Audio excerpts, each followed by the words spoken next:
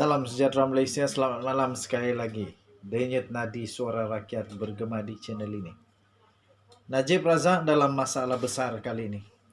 Memang betul-betul besar dan mungkin ada masalah yang dia tidak akan dapat atasi lah. Dan sekarang ini sangat-sangat bergantung seperti peribahasa kata, bagaikan telur di ujung tanduk. Hari ini 5 hari bulan tuan-tuan dan puan-puan. Kalau saya tidak silap, 15 atau 10 hari bulan ini perbicaraan terakhir Najib Razak. Masalah sekarang ialah Najib Razak dan pasukannya dibelenggu dengan massa, kesuntukan massa. Itulah yang ditulis di dalam satu artikel sabudin.com.net. Dibelenggu kesuntukan massa. Mampukah pasukan Zaid Ibrahim tampil cemerlang membela Najib? Tuan-tuan dan puan yang dihormati sekalian, apa yang dicari semua orang dalam kes-kes yang dibicarakan di mahkamah ialah keadilan. Mahkamah itu sendiri diwujudkan untuk memberi keadilan, dan orang yang pergi mahkamah tidak lain yang dicarinya melainkan keadilan. Untuk mencari keadilan itu pula, prosesnya mestilah juga adil, supaya keadilan yang berjadi tegakkan adalah keadilan yang sejati. Meski sesuatu keputusan mahkamah terlihat adil, ia tetap akan menjadi persoalan jika proses menuntut keadilan itu terdapat elemen-elemen yang tidak adil. Seseorang yang dihukum bersalah dan dihantar ke penjara, bukan saja keputusan yang dibuat itu mesti mencerminkan keadilan, tidak terkecuali ialah prosesnya juga mesti adil. Keputusan yang adil tetapi diputuskan melalui proses yang tidak adil, hampir tiada beza dengan keputusan yang tidak adil yang dibuat dalam proses yang adil. Inilah yang menimbulkan pertikaian malah kebingungan dalam keputusan Mahkamah Persekutuan Jumaat lalu yang telah menolak permohonan pasukan peguam bela Najib Razak yang baru untuk memohon lebih masa bagi membuat persiapan terakhir terhadap kes rayuan itu. Selain keadaan itu mencetuskan pertikaian dan kebingungan beberapa pihak, ia sekaligus menimbulkan persoalan sama ada mahkamah bertindak terlalu tegas dalam menolak permohonan tersebut. Pada 26 Julai lalu, firma guaman Zaid Ibrahim Sufyan TH Liu and Partners memaklumkan kepada Mahkamah Persekutuan bahawa mereka dilantik Najib untuk mengendalikan rayuan kes SRC International bagi menggantikan Shafi & Co.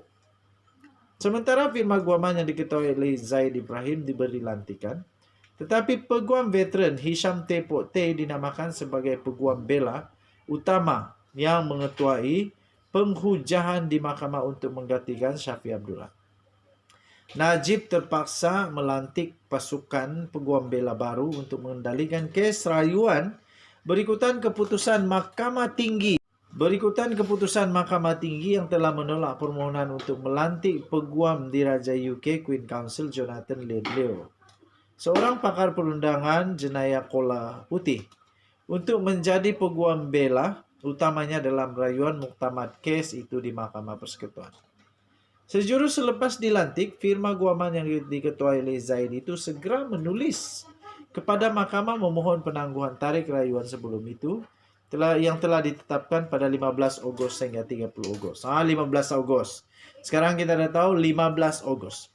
Antara alasan yang diberikan dalam permohonan itu ialah firma berkenaan mengatakan bahwa mereka memerlukan masa untuk membuat persiapan komprehensif dalam membentangkan rayuan terakhir mereka, termasuk berpuluh ribu helai dokumen.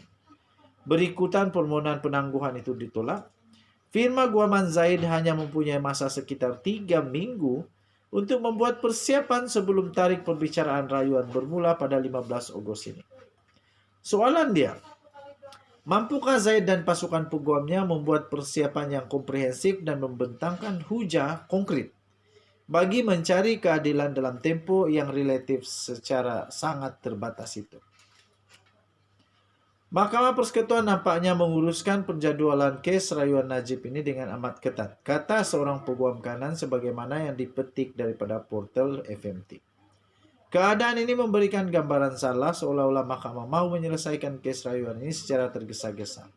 Ini sesuatu yang merunsingkan, kata peguam itu yang tidak mau namanya disiarkan. Tuan-tuan dan puan yang dihormati sekalian.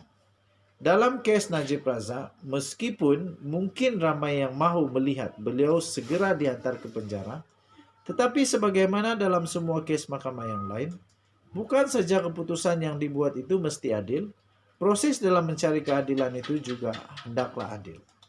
Adakah Zaid dan pasukan peguamnya sekarang ini sehingga 15 Agustus apabila case rayuan itu bermula sedang bekerja 26 jam sehari? Ditulis oleh Sahbudin Husin 4 Agustus 2022. So, apa pendapat kamu tuan-tuan dan puan-puan? Pada pendapat saya memang cabaran yang luar biasa kepada Zaid Ibrahim Enco ini. Memang betul-betul cabaran hebat. Sedangkan Syafi Abdullah memerlukan masa yang bertahun-tahun untuk mengendalikan case ini. Bertahun-tahun, kalau saya tak silap 4 tahun. Berjalan bersama dalam case ini, kalah. Sekarang mereka hanya ada 3 minggu saja lebih kurang. 3 minggu saja lebih kurang. Tapi pada pendapat saya setuju juga dengan keputusan mahkamah. Saya setuju dengan keputusan mahkamah. Kerana apa? Kerana sudah lama case ini berlarutan. Panjang sangat. Negara lain dah buat keputusan. Negara lain sudah ada keputusan. Jadi mungkin sebab itulah hakim-hakim tidak menerima permohonan untuk ditangguh lagi. Okey. Kesian memang kesian lah. Tapi apa boleh buat, itulah yang terjadi. So, apa pendapat kamu? Najib menang atau kalah teruk? Kita nantikan bersama-sama, tak lama lagi. 15 hari bulan akan start sampai 30 hari bulan. Sampai 30 hari bulan. Adakah Najib Razak pada 31 hari bulan? Adakah Najib Razak pada 31 hari bulan Ogos? Kesian jugalah. Kalau keputusan dibacakan pada 30 hari bulan, ngam-ngam hari merdeka Malaysia, Najib Razak akan menjadi banduan kehormat. Di penjara. Denyut nadi suara rakyat bergema di channel ini. Tuan-tuan dan puan yang hormati sekalian, saya ingin tekankan bahawa apa yang saya bacakan sebentar tadi tidak menggambarkan pendapat dan pendirian daripada saya. Ada yang saya setuju dengan tulisan dia, ada yang tak setuju. Untuk tulisan kali ini, saya tak berapa nak setuju kerana bagi saya, mahkamah membuat keputusan yang tepat. Saya tetap sokong kepada mahkamah. Apapun terjadi, bagi saya, benda terakhir yang boleh percayai adalah perundangan. Perundangan dan mahkamah. Kita jumpa lagi. Bye-bye.